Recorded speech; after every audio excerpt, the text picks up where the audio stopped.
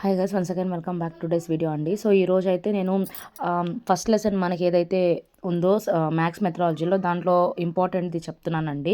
సత్య నియమాలు. ఈ short video చేస్తానని ఆల్రెడీ మెన్షన్ చేశానండి. లాంగ్ వీడియోస్ పార్ట్ 1 పార్ట్ 2 అయిపోయాయి.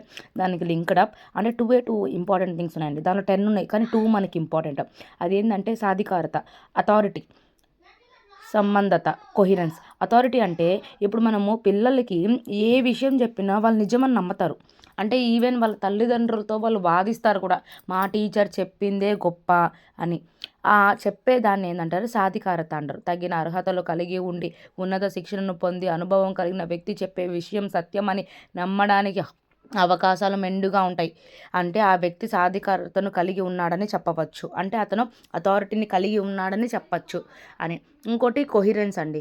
కొహిరెన్స్ అంటే ఒక విషయం సత్యం అని నిరూపించడానికి అవసరమైన అన్ని వాస్తవ సాక్ష్యాలను ఒక క్రమ పద్ధతిలో ప్రదర్శించి చూపడాన్ని కొహిరెన్స్ అని అంటారు, సంబద్ధత అంటారు. అంటే ఇక్కడ ఏంటంటే ఒక విషయం ట్రూత్ అని చెప్పి చూపించడానికి, అంటే the sun rises in the east అని చెప్పాము.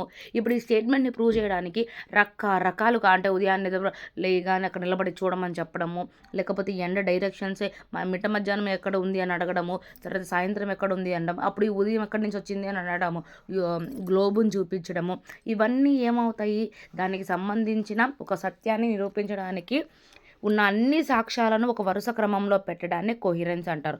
అథారిటీ అంటే అన్నీ తెలిసిన ఒక వ్యక్తి ఒక విషయం గురించి చెప్పడాన్ని మనం అథారిటీ అంటాం. అంటే సాధికారతను కలిగిన వ్యక్తి అని చెప్పడం. సో ఇక్కడ సాధికారత, అథారిటీ అనేటివి సత్య నియమాల్లో చాలా ఇంపార్టెంట్ అండి. ఇది గణిత స్వభావం పరిధిలో ఒక టాపిక్. సో ఇందులో 10 ఉన్నాయి. అంటే వరుస క్రమం మీద ఆధారపడి ఉంటుంది, ఏకకాలం నియమం, అవన్నీ వాటి అంత ఇంపార్టెంట్గా ఏమీ లేదండి. ఈ రెండింటి విందాం. కావాలంటే 2018లో వచ్చిన బిట్టు కూడా మెన్షన్ చేశాను చూడండి. వాస్తవ సాక్ష్యాలను ఒక క్రమ పద్ధతిలో ప్రదర్శించి ఒక విషయం సత్యమని నిరూపించడానికి సూచించే గణిత సత్యం ఏది. సో మనం ఇక సంబద్ధత, కొహిరెన్స్ అందుకనండి.